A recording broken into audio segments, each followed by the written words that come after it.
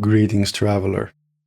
Let's say you're in a situation where you need to design a brand new character or a brand new weapon or a feature for a game or a boss, and you know you have pressure on you to make it look very cool, very interesting, unique if possible. You think everybody's going to see it, everybody's going to play this has to be amazing, and then you draw a blank. You just don't know what this amazing new and original boss or weapon or character would be to answer all these requirements that you have set for yourself or that others have set for yourself.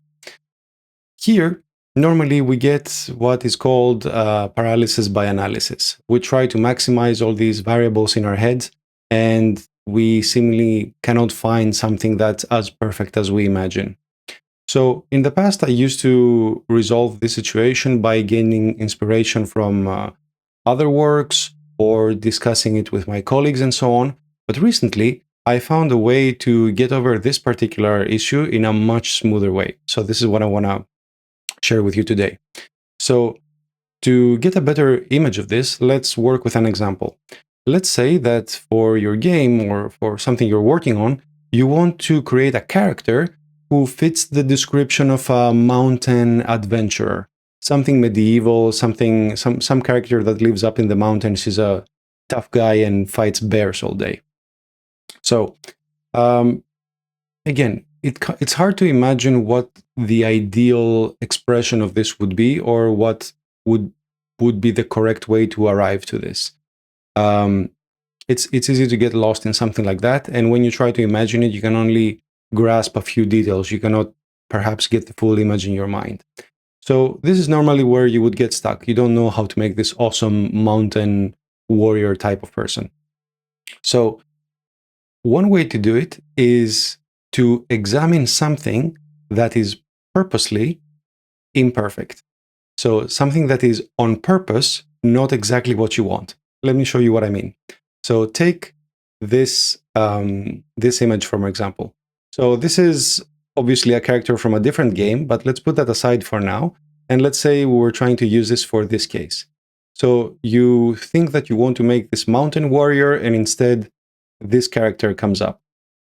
So you can see that it's already got the mountain profile, right? He's wrapped up in these furs to protect him from the cold, probably up in the mountains.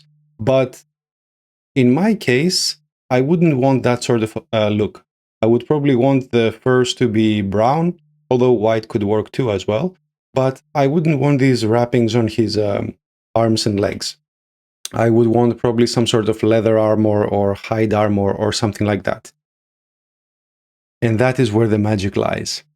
So see how we went from, I don't really know what this warrior should look like, to, well, if you give me this, I very much know what's wrong with it and what I can fix. This, dear traveler, is a superpower sleeping in your brain. Humans have a much harder time of imagining something perfect with perfect detail. It's a very difficult task. There's many variables to nail down.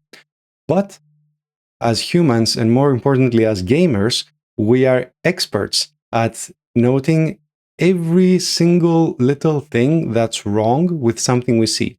When we play a game, it's much easier to talk about the parts that we don't like versus the parts that we do like.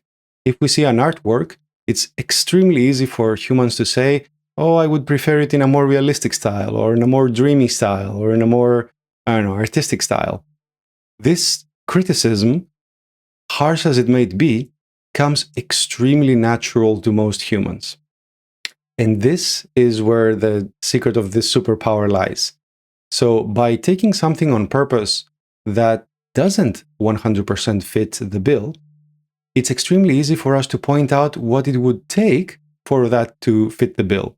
So in this case, I showed the character I found in another game. It could be something that's that you found online, or that you talked about with a friend, or there's a sample out there. Nowadays, you could even have the AI produce what we call slop, and for once in this lifetime, we get to use slop for its real power, that it's not perfect, it's not good. Because then we can take a look at it and whichever the source we go with in the end, we can take a look at it and say, well, no, this is not correct. For my use, I would need this and this and this and this to be different. So in my case, I said, okay, I could see how this would pass for a mountain warrior, but the fur up here is not what I want, and these wrappings in the legs and the arms is not what I want. Perhaps the lantern and the weapon too.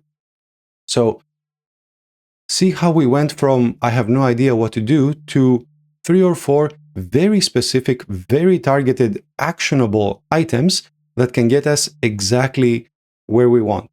I used this technique recently in a game I'm developing right now to help me with boss design. So I knew that I wanted to add some bosses to the game, but when I was thinking, what should these many cool bosses look like, I'm like, yeah, okay, maybe I can make 1 or 2, but I don't know if I can make 10 or 50 or 100 really cool bosses.